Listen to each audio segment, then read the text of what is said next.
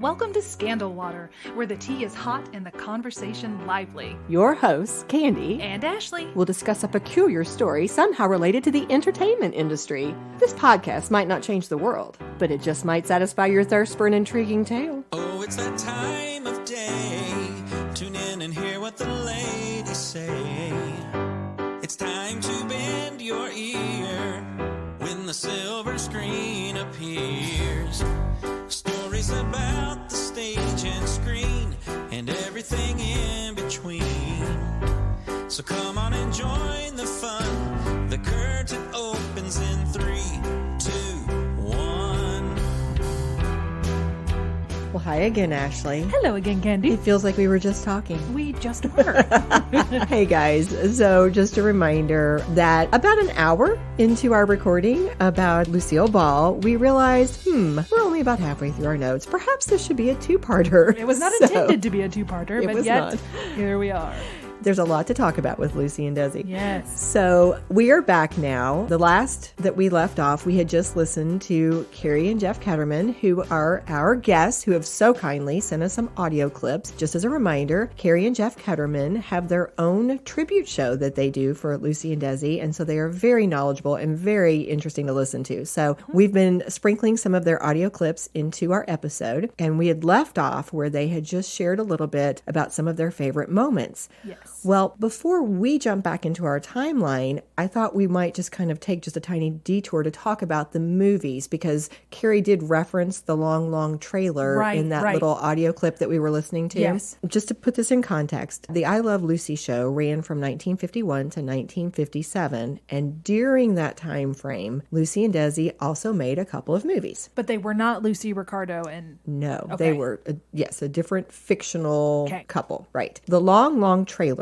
was the first one. It was a 1954 movie that they filmed together. And here's the summary, which I believe I pulled from IMDb. Nicholas Collini, played by Desi, has to travel for his job as an engineer. So his fiancée, Tacy, which was played by Lucille Ball, suggests that rather than buy a house after their wedding, they invest in a motorhome so they can see the country together. But the aggravations of life with nosy trailer park neighbors and the dangers of piloting an enormous trailer across narrow country roads soon take their toll on the happy couple, putting their young marriage in turmoil. That sounds like a good plot. Have you seen it? Nope. I have not. I haven't either. Wikipedia had a little anecdote about their film and the success of it, which I thought was interesting. They credited this actually to Turner Classic Movies. Apparently the host, Robert Osborne. I love Robert Osborne. Do you? I love him. Take a moment. Yes.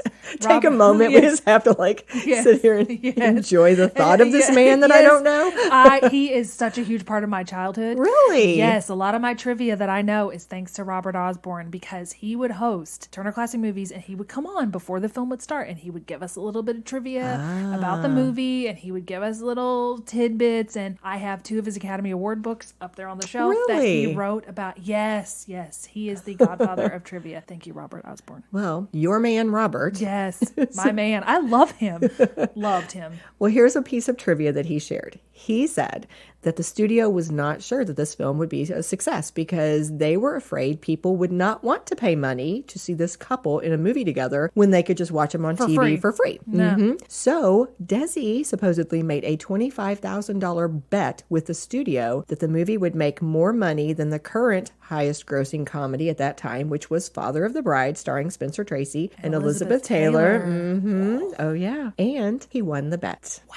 The film gave audiences an opportunity to see them in color, while I Love Lucy was in black and white, which they thought was one of the big selling points. Yeah. And even though, obviously, the 2 characters they played were similar also to Lucy and Ricky, which could be another selling point. And all the pretty scenery. I bet if they were going across the country, Yeah, I've seen little clips, I think, so I think know that much. But according to MGM Records, the film earned $3,978,000 in the U.S. and Canada, and a little more than $1 million elsewhere, which resulted in a profit of $3,550,000. I would like that now. Right? And I would have really liked it back in 1954. Yes. They also did one other film together that was mentioned, which was Forever Darling. That, I believe, was 1956. This movie concerned the marriage of this visionary chemist named Lorenzo, played by Desi. I love that he was an engineer and a chemist. Aim high, Desi. Aim high. And a high society girl named Susan. That was Lucy. And so she couldn't decide if she should concentrate on entertaining friends and keeping up her appearances or joining her husband on a 2-year field test of his bug-killing spray. James Mason supposedly starred as a handsome guardian angel attempting to steer Susan toward happiness. But along the path toward resolution, lots of mayhem ensues. That's from a summary, of course, you could tell. A lengthy camping scene full of disaster will delight I Love Lucy fans. So they were just playing themselves again.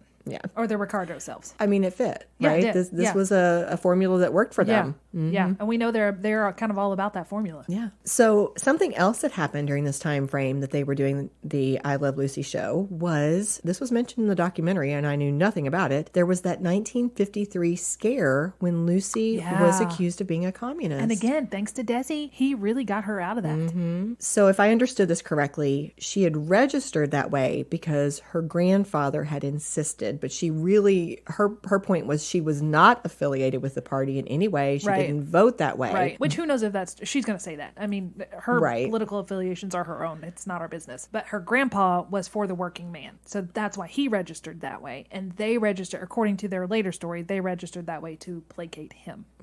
And so this would have been something that could have possibly derailed. Destroyed her. Yeah. Yes. Absolutely. But as you said, Desi's the one who really stepped in and saved the day, because one of the things that he did was, instead of his usual audience warm-up, one day in front of the audience for I Love Lucy, he told the whole story about Lucy and her grandfather, and then he actually made that quip, quote, "The only thing red about Lucy is her hair, and even that is not legitimate." Yeah. I thought that he invited the reporters to their home. I didn't remember that, but I think now that you're saying it, I think what I remember is that he invited the reporters to their house, and that's where he told them the story. Then he took the reporters to a recording of the episode and let them watch. And then what you're right, what he said is the quip about her hair. Okay. I didn't get all the details. Thank you for clarifying that. So now we're back kind of in our timeline. The I Love Lucy show is barreling along. Before we forget, he got J. Edgar Hoover on the line and held it up to a microphone where J. Edgar said she's cleared of all charges. That's right. Yeah. So That's the resolution was that they did not hold anything against her. Yeah. So with this success and everything going well again, they decided to take more chances with their production company. One of the things that happened in real life was that Lucy got pregnant. And they were heading into season 2. This is 1953. And it would obviously be their second child, Desi Jr. And so they became the first show in history to depict a pregnant woman. They weren't even allowed to say the word pregnant back then. She had to say expectant. Yeah, but they pushed for this. This was something, again, that they pushed for, and they said, no, this is going to be okay. And sure enough, they were right. They set it up. They were very strategic about the way that they got the emotions of the audience with them. Yeah, and the way they announced it on the show really struck a chord in my heart, because the way he sang it, and then it's her, and the moment where they are standing there and he's like nuzzling her and she looks truly emotional. Yes. It does not look like acting, right? Because it really struck that empathetic chord within me about probably how much they wanted this second child and how it was their real life bleeding over into television. I feel like that was a moment of vulnerability where we got to see really them in that little moment. Yeah, I love that. But then again, they were also very smart about building that empathy and that relationship with our audience, because they timed it on the same day that Lucy gave birth in real life to Desi Jr. in January of 1953 was the same day the audiences watched the recorded version of Lucy introducing little Ricky to the world. That day? Well, I mean, I don't know if it was that same day, but they timed it at the same time. Maybe that was a coincidence. I'm not sure. But that was a point that they made, was it actually ended up lining up. So something else that Desi did that was shrewd. We've talked about a lot of his groundbreaking moves already, but something else was that he basically invented the concept of reruns. It talked about that he did some negotiations in 1954 with CBS, and he agreed to let the network air some of their older episodes of I Love Lucy. And he said this was a deal that brought in new sponsorship. It opened the door for syndication, and it was this whole idea of reruns. He's such an astute businessman. And they talked about the fact that, you said this, I think, even in our last episode, he left Lucy really to be the comedic genius. Yeah. And he was still acting. He was still the wonderful actor and the comedian too, right? But he was really pushing to expand their business. He was launching other shows like an adaptation of Our Miss Brooks and December Bride. And it said that around that same time of 1954, he also had bought the Motion Picture Center facilities in Hollywood, and he was renting out the extra sound stages to non-company productions. So he was expanding their business, He basically. bought RKO too, right? Yes, he did. In fact, it's coming right up here. It said that he boosted the sale of Lucy episodes to CBS and then turned around and bought RKO Studios in late 1957 for around $6 million. Yeah. Because I think his quote in the documentary was, you either need to quit or you have to go bigger. And he decided to go bigger. Yeah. And then it was only a year after that he became a publicly traded company when all of his shares in the company were snapped up after hitting the market. Wow. So, like, how he knew to do these things, I don't know. But then again, I'm coming back to the melancholy here, because now we're entering the territory where I'm like, all your dreams are coming true and your personal life is getting ready to crumble because all your dreams came true. You couldn't have done a better segue, because this is exactly when things are starting to fall apart. Yeah. Mm-hmm. So the show I Love Lucy ends, and they move right into the Lucille Ball, Desi Arnaz show in the fall of 1957. And it said it was a major step down in quality when they went to kind of this Lucy Desi comedy hour idea, but it was something that was easier for them in terms of And they said producing. they only intended to do this for 5 years anyway. So they just decided, we're going to do 5 years. They did 5 years, and he's so busy that it's hard for him to do all of this. I think they said he got there at 8 a.m. and he didn't leave till midnight. Yeah. So he's working really hard. Right. And then he's having to do the acting too. So he said, why don't we just do this once a month instead of every week? Yeah. And he's, we keep saying, he's pushing out there. He's starting the Westinghouse Desilu Playhouse, which was an anthology series that spawned, they said, popular series like The Untouchables and The Twilight Zone. So he's just continuing to expand. But in his memoir, talked about the pressures of running a production company and combined with what his daughter said, Lucy said, were the insecurities of being Mr. Ball. Yeah, like being kind of like overshadowed by his wife. Yeah. She speculated that helped push him towards alcohol. So he was really upping his reliance on substance, drinking on alcohol. And so after 20 years of marriage, Lucy was done. It mentioned the drinking and the infidelities. Yeah. And I thought it was interesting that they went to counseling, or they started counseling. I don't think he finished it. And someone asked, did you figure out it was his fault? And she's like, no, I figured out what my part in it was.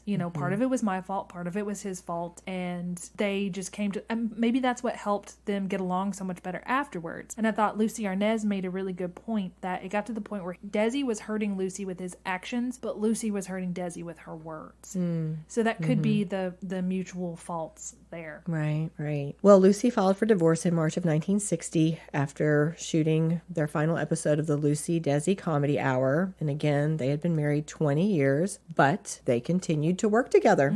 In fact, Desilu signed on to produce Wildcat, which was this show that ran on Broadway from late 1960 into the spring of 1961 that Lucille Ball starred in. And Desi, helped to launch Lucy's next TV show, which was The Lucy Show, that started in October of 1962. So there wasn't like this huge time span that went by. And Lucy Arnaz said as soon as they were divorced, they started being nicer to each other. Yeah. Well, and that the pressure was over. Right. So the premise of The Lucy Show was described on IMDb in this way. Here's a quote from IMDb. After her husband's death, Lucy Carmichael and her recently divorced best friend, Vivian Bagley, move into a house together with their children. The series follows the adventures of the widow Lucy as as she grapples with the comic complications of life on her own, with her income being controlled by impatient, grumpy banker Mr. Mooney. It mentioned that I think she's supposed to play the personal assistant to Mr. Mooney in this. I like how it's just Lucy and Vivian. We're just going, we're not even using character names now, guys. It's just us. Well, interesting. I saw that Vivian was the one who said, first of all, she wouldn't do it unless they agreed not to make her wear frumpy clothes. She wanted to be able to like dress nicely again because that was something she valued. Mm-hmm. And she also said, let me just use my name. She wanted to be separated from her other character. I gotcha. So those were a couple of things that Vivian Vance And they totally ditched the boys. Yeah, she killed the one. They divorced the other one. Yeah, they were gone.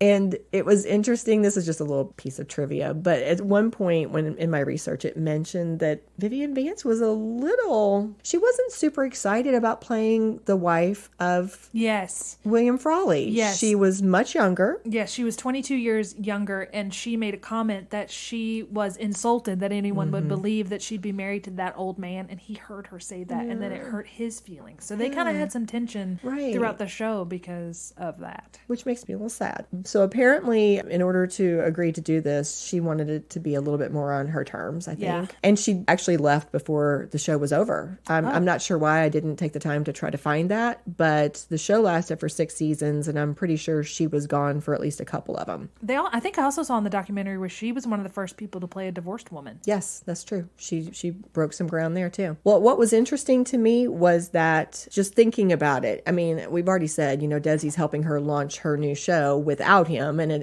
this divorced woman, that's already a little personal, but Lucy was already dating her new fella at this point. Comedian and producer Gary Morton was already on her radar. According to some biographers, the two began dating soon after Gary had been introduced to Lucy at this club. And supposedly, this is a very cute little story. Supposedly, he had accidentally dipped his tie into her coffee as he went to shake her hand. And then she sent him 3 replacement ties.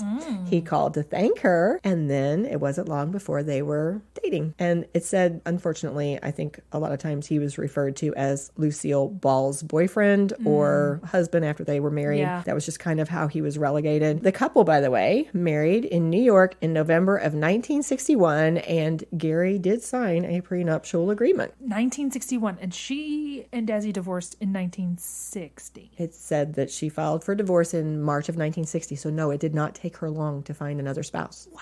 Yeah. And I didn't look it up, but Desi got remarried, I think, fairly quickly, too. Well, in the documentary, it said that it broke his heart that she got remarried. So I'm like, what are you going to do, Desi? You're divorced. But anyway, it broke his heart. But then he did get remarried within a few years. Yeah. And it worked. I mean, both of them were married to the second spouses, I assume. Lucy Arnaz said for longer than they were married to each other. Well, and one of the things that Lucy said, she was quoted by journalists as saying, I look forward to a nice, quiet life.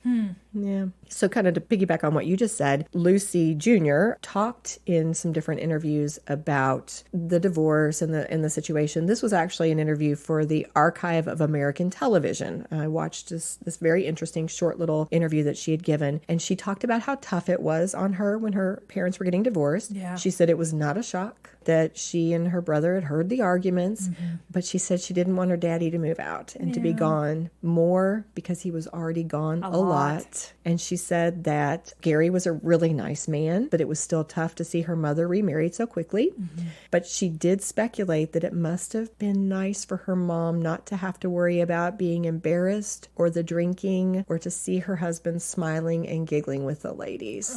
So, I mean, if a daughter is saying this, then and she was young. Yeah, it's pretty prevalent. Yeah. This was obviously not something that was hidden very well. Yeah. She did go on to share that she seemed to, I don't know, she didn't sound like she was super close to her stepdad, Gary, but she seemed to like him. She said that he was a nice guy. He always spoke very highly when he would talk about Desi. She said that he would even like stand there in some of his opening talks. He would give credit to Desi for his business sense and building the Desilu empire. But then she laughed and said her dad did not seem to feel the same way about Gary and that he would actually make jokes about Gary and sometimes referred to him as Barry Norton instead of his real name, just trying to be funny. But then again, as we just said, the stepmom, Desi's new wife, Edith, or who she called Edie, she seemed to love. Yeah. I mean, she did speak really highly of her. Okay. One last thought about this divorce situation. Roger Ebert was doing some kind of a review on one of the productions, and he just offered this little insight, which reminds me of what you and I had talked about earlier. He just felt like it did have something to do with that idea of how Desi had grown up rich and then lost it all. Yeah. But he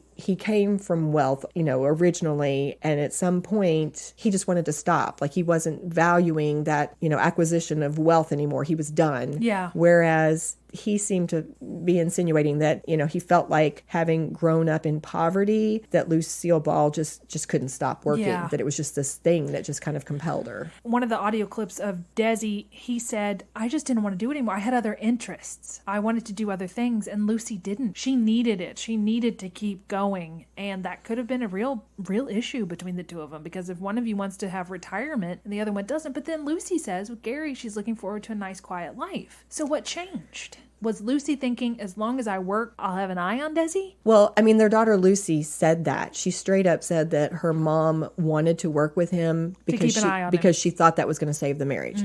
Like, that literally is what she said. That they did that to save the marriage. It's coming up in the notes. We'll talk about this a little bit more later. But Gary immediately became drawn right into Lucy's world too. He produced things for her. She would have him do warm-ups or opening talks. I mean, like, he was very involved in her life too. But it sounds like he was always there to support her.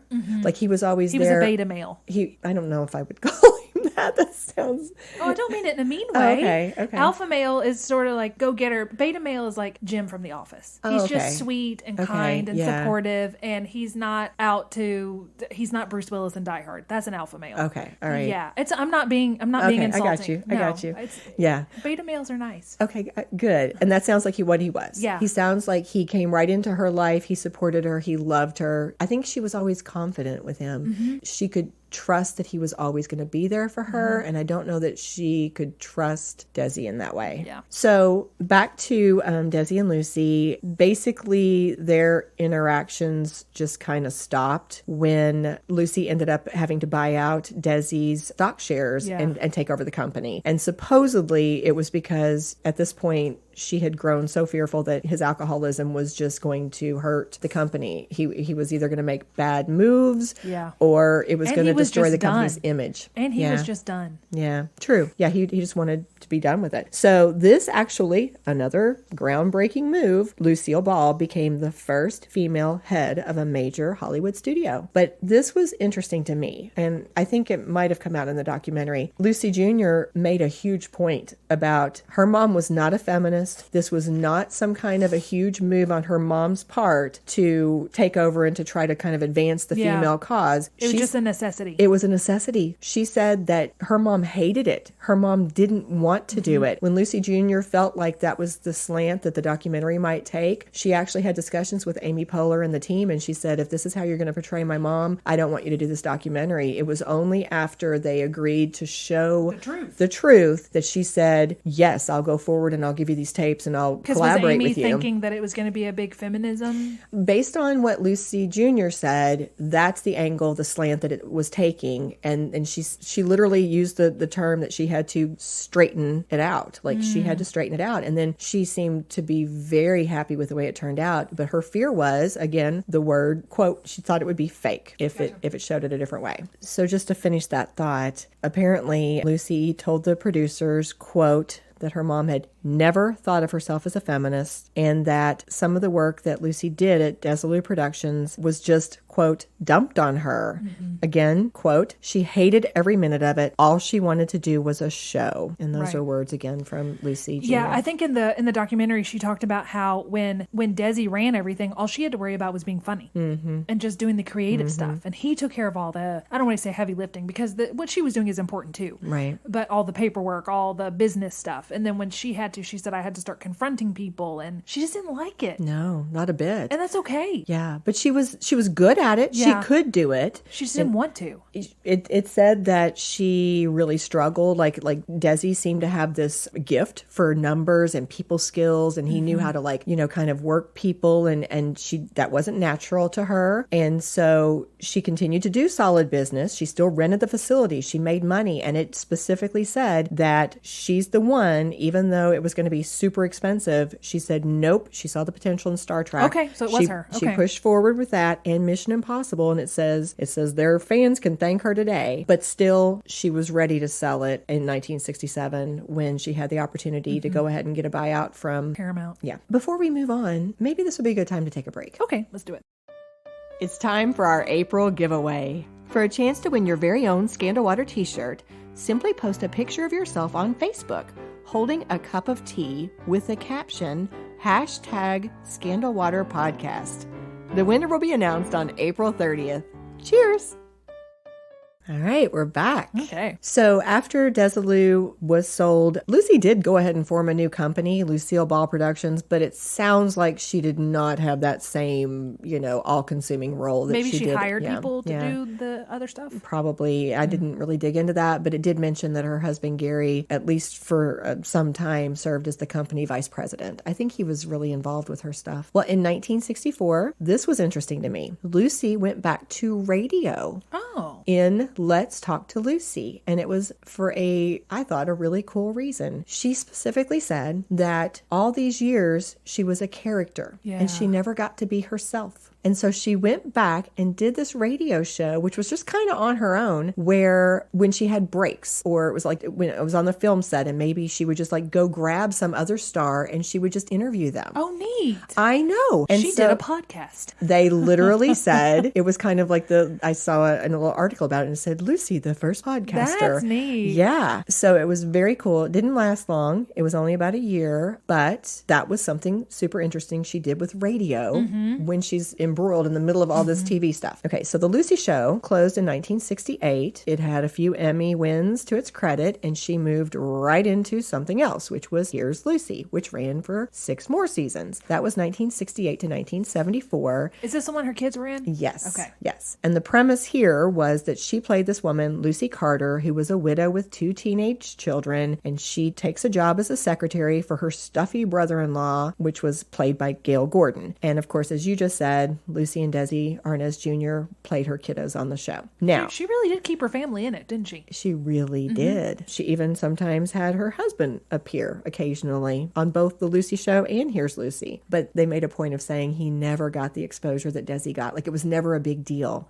when her second husband did anything. So after Here's Lucy ended, Lucy continued to work, but it was more low-key. I don't think she had any She's finally relaxing a little. Any of the big standout roles. Yeah. She was the lead actress in a number of comedy television specials, which they said was mainly through maybe the second half of the 1970s. And she was the lead in a 1985 dramatic made-for-TV movie called Stone Pillow that was about an elderly homeless woman, but it said it got mixed reviews. A lot of people watched it, but maybe not the best show. Okay. And then she made an attempt to come back to TV. This was in 1986. It was called Life with Lucy, and it was very unsuccessful, unfortunately. It only ran from September 20th to November 15th of 1986 because it got canceled pretty quickly. Only 8 of the 13 episodes were actually even aired. I wonder why. They just said it wasn't very good. The critics and the viewers, neither one liked it. So, and she had convinced Gail Gordon to come back. So he actually came back with her, but it just didn't do any work. well. And this is during the same time frame that Desi was dying. In fact, you remember the story when Lucy Jr. was talking about taking care of her dad, and she talked about, you shared it earlier in the first episode, about how Lucy came to visit. Yes, and it was, and they got to watch themselves, and I just felt like how they must have felt being together and seeing themselves and just thinking of, look at all the stuff that we accomplished together.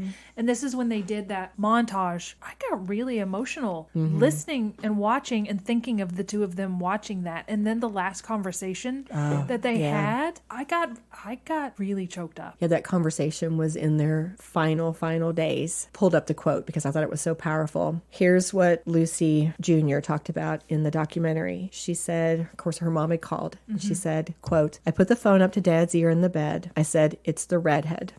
He just listened, and I heard what he said. She just said the same thing over and over again. It was, 'I love you. I love you. Desi, I love you.' You could even hear the intonations of the voice change, how she meant each one." I know. End quote. Now, this was from another source where Lucy had also been telling somebody else more about this situation. Here's more of what she added. She talked about the fact that her mom said, "I love you" 5 times in a row, and that he was nodding and saying, I love you too, honey. And then several sources said that he added, "Good luck with your show," which was the same show that we were just talking about. So his last thing he's saying to her is he loves her and good luck with her TV show. I know. And then when Lucy brought up the point that he went into a coma and that he died on December 12/05, December 2nd, and then she thought, wow, he got to talk to Mom and me and a nurse, and that's it. But then she realized that they had talked on November 30th, which was their anniversary. I have that same quote. It talks about it. She said, "He died in my arms. None of us realized it at the time, but the day they last spoke was November 30th, their wedding anniversary." And then, as you said, he passed 2 days later on December 2nd. And of course, it was due to lung cancer, and he was 69 years old. He was only 69. And then, to put that in context, it was only 5 days after his death that Lucille Ball was recognized at the Kennedy Center Honors Award. And when Robert Stack read that note, I wondered, was that an old note that or did Desi write this? Desi was supposed to have introduced her. Desi had written that. That was his introduction that he had written because he was going to be the one at that awards show. Why weren't to they present both it to inducted? him. That was the first thought I had, is why not both of them? I have no idea. Okay, but putting that aside, but when he said, I can't even, when he said, "I love Lucy" was never just a title, I was just like, I can't. And then her face when she heard that, and knowing he had just died 5 days ago, and that's what he was going to say. And that's literally his last message to her. I had to look it up because it got me. The person who ended up reading it was their friend, Robert Stack. And so he ends up reading Desi's words there in that auditorium to all those people with Lucy. And I didn't get all of it, but the last part of it was, "Lucy was the show. Viv, Fred, and I were just props. Damn good props, but props nevertheless. P.S. I Love Lucy was never just the title." So that's how it went. And Lucy died less than 3 years later on April 26, 1989, from cardiac arrest. She was 77, and she was still married to her husband, Gary, who lived another decade. He passed away in 1999 of lung cancer, which, by the way, I don't know that I mentioned this, but he was significantly younger than she was. Oh, really? Yeah. I want to say it was something like 13 years younger. Oh. Yeah, he was only 74 when he died in 1999. Goodness. Yeah. Whew. So I didn't even want to try to read to you guys all the awards and honors this lady won, because honestly, I was like, this is going to take a while and you all get bored. But just to give you a sampling, between Emmys, stars on the Hollywood Walk of Fame, a commemorative stamp made in her honor, that Kennedy Center Honors Award that she was given that we just talked about. She received a Presidential Medal of Freedom at some point. She was inducted into the National Women's Hall of Fame. She had statues made after her in her honor. Oh, yeah, Ugly Lucy, right? Scary Lucy. Scary Lucy. Did you hear that story? I just remember there was a Scary Lucy, and then they had to redo it, right? They redid. Okay, here's the funny part. Okay, 2009 was when they made the statue of Lucille Ball and put it on display in her grandpa's, where she grew up in Celeron, New York. And they started calling it Scary Lucy because it looked so bad. And then on August 1st, 2016, they announced they were going to put a new statue of her up. They were going to replace it. But when they did, the tourists wanted to see the old one. And Scary Lucy better? So they have them both out now so that you can see both versions of Lucy. Oh, goodness. Armchair Psychologist. So for our Armchair Psychologist segment, one of the things I hoped we'd be able to talk about for a few minutes is the impact of these people, Lucy and Desi, and why it is that we're talking about them all these years later. And so before you and I jumped in, I thought I would let Carrie and Jeff have the first word. So let's hear what they had to say. I mean, I think Lucille Ball and Desi Arnaz together were just creative geniuses, really. And you're probably familiar with the fact that, Desi Arnaz was more than just the straight man on the show. I mean, his ideas, his 3-camera TV method that he created for television was, of course, then used from that point on. He is the first person to ever use the rerun and syndication. So he was smart. He was extremely smart, business sense. And Lucy was too. I mean, they were both very smart when it came to business and business decisions. And so I think they don't probably get enough credit, especially Lucy. I mean, because Lucy was always, the people look at her and they think she's just a comedian and she's kind of a clown. And like Carrie said, she really wasn't a funny person, and she was the first to admit that. I mean, she could be funny and she could turn it on, but she was really not genuinely a funny person. And because of that, I think she got a bad rap at times too for being kind of the B, the B word. But she was just that really driven and wanted success that badly for the show, and she knew what it took to get it. And I think another thing that I love about her and her history is that when she started in Hollywood, they really didn't know what to do with her. So, if you look at her list of credits, of course, we know her best for I Love Lucy, but if you look back at some of her earlier films, she was, put in serious roles. She also realized that she needed to stand out. There's a couple of quotes that she's attributed to saying, of course, I'm not funny. She also said, I couldn't sing, I couldn't dance. So she knew she had to do something that would get attention. So when she was doing some of her earlier film work at a time when women wouldn't dare take a pie in the face or, get sprayed with a seltzer bottle, she said, that's fine. I'll go ahead and be that person. And then you can kind of see in her earlier work those glimpses of that Lucille Ball character that was going to come through later in I Love Lucy, which I think it's just fascinating to see where her career started and what she learned and how she ended up.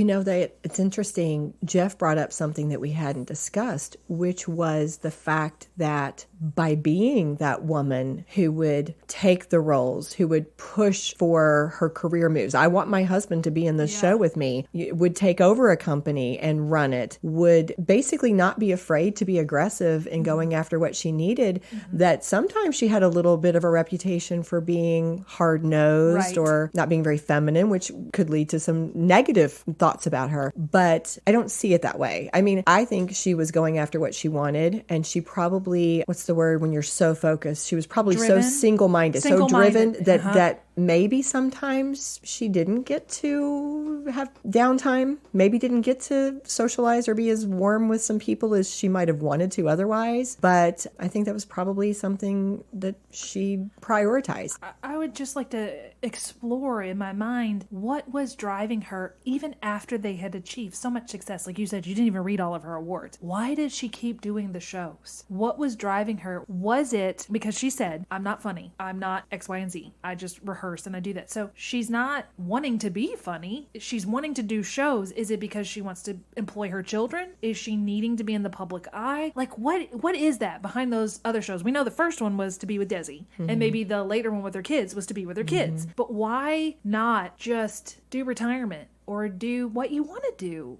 It feels like the TV shows maybe weren't what she wanted to do, but what she felt like she had to do. Or is she just terrified of losing the wealth? Interestingly, I kind of saved this because I knew that you would enjoy this. It's kind of a little surprise. Just this morning, as I was finalizing some of my notes and things, I ran across an article that said, remember when we were talking about the 1964 radio show she did where she would interview famous people? Yeah. They have released it. You can go to your favorite podcatcher. So she is a podcaster. She is a podcaster. Like, I listened to probably 4 or 5 of the episodes as I was driving or putting on my makeup just today. Yeah. Because some of them are very short. Yeah. I got to hear her talking to Bing Crosby and to Danny Kaye and to Carol Channing and Vivian Vance. Nice. Yes. It's out. It's on SiriusXM, or as I said, you can go find this. I think it's called Lucy Does a Podcast? Let's Talk to Lucy. Oh, I knew it had to have something Lucy in the title. It's called Let's Talk to Lucy. And I thought it was fascinating. But one of the things, just in listening to, as I said, these 4 or 5 short episodes, I heard her say twice something about the need to be needed. So that was something I was like, that's interesting that she's mentioned this idea twice of needing to be needed.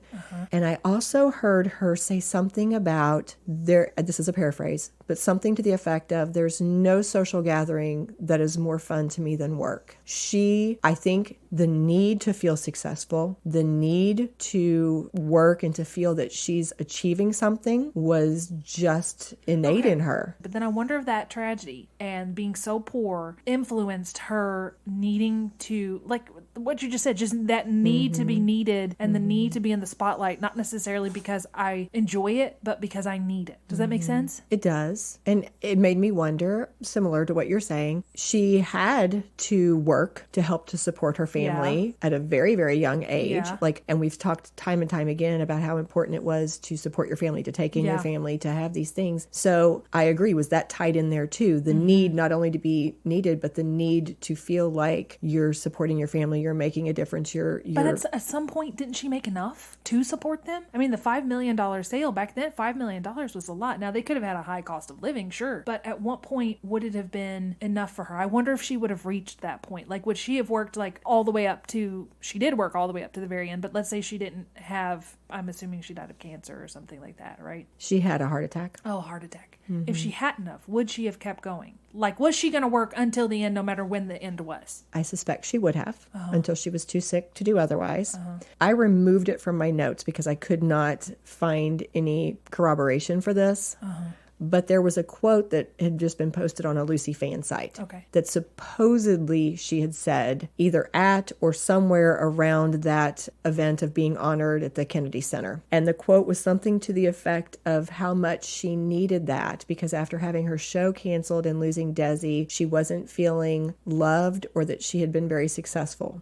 And so I almost feel like she was just chasing approval, chasing success, chasing affirmation her whole life. She looked surprised when they gave her that standing ovation. Yeah. And even when in the documentary, when she had that second, I guess it was a second Emmy, she again looked surprised. It's like, do you not realize your impact on... How do you not know? But I guess maybe she did. Maybe she was so focused on doing it that she wasn't seeing the forest because she was too in the middle of the trees. Like, you don't see what you've done. Right. You're just still this tunnel vision of, I've got to do the next thing and the next thing and the next thing. And maybe I'll finally achieve that success. Maybe I'll finally get there if I just keep working hard enough. And she'd already gotten there. She's a complex woman. They were both very complex. And I think that's why there's, to go back to your original question, which I don't even remember now, why are we still talking about them?